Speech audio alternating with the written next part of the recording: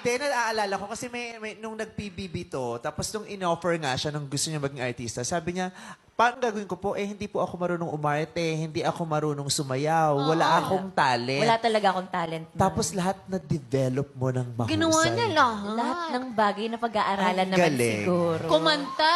Give Hindi ko ka man sa'yo. sobrang... Thank you, ma'am. Give ko sa'yo. Congratulations. Talaga? Yeah. Oh, is that true? Ginusto mo eh, di ba? Yes. Ginusto mo, tapos inaral mo, tapos hinusayan mo. Yes, Give ko hindi sa'yo. man sobrang galing, pero at least nakatungtong. Magaling din. Thank you so much. Magaling. Lalo na pagdating sa pag-arte.